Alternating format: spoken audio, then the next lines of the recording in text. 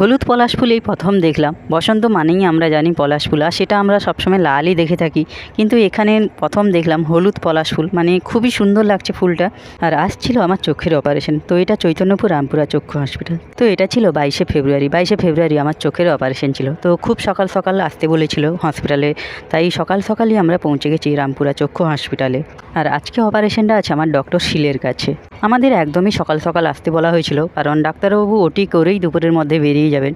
আর এতটাই কুয়াশা ছিল না, মানে পুকুরের এই পার থেকে ও পার অবধি দেখা যাচ্ছে না। তো আমরা একদম 6:30টার আগে ঢুকে গেছি। আর রামপুরা যে চক্ষু হসপিটালটি 7:30 8টার আগে তো খোলেই না। 7টার সময় যদিও খুলে যায়, কিন্তু ডাক্তারবাবুরাও আসতে ও 8টা মতন বেজে যায়, 7:30 8টা। তাই হসপিটালের চত্বরটা একদমই ফাঁকা। আর এই পাশটা আউটডোর, আর ওই পাশের বিল্ডিংগুলো ওগুলোই পেশেন্ট থাকে অপারেশনের পরেই যে থাকে। তো এখানে একটা নতুন জিনিস দেখলাম।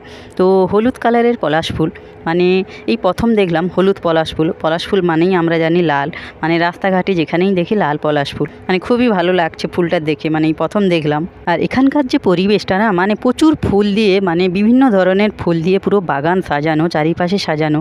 মানে খুবই ভালো লাগে এখানকার যে পরিবেশটা। কারণ এখানে তো মানুষ চোখের সমস্যা নিয়ে আসে, আর এখানে এলে চোখ মন দুটোই ভালো হয়ে যাবে। চারিপাশে এত সুন্দর ফুলের বাগান। তো যাই হোক, তো আজ আমার দ্বিতীয় চোখের অপারেশন আছে, মানে বাম চোখের। কারণ ডান চোখটা তো 6 মাস আগে অপারেশন করানো হয়েছে, তারপরে আজকে বাম চোখটা আছে। তো আমরা অনেক আগেই চলে এসেছিলাম, খুব সকালে, তার জন্য এখন বসে আছি। তো আজকে একটা বিশাল ঝড় যাবে। তো যাই হোক, তো কয়েক মাস পর আবারও সব কিছু পরিষ্কার দেখব। তো আজকের মতন ভিডিওটা এখানেই শেষ করছি।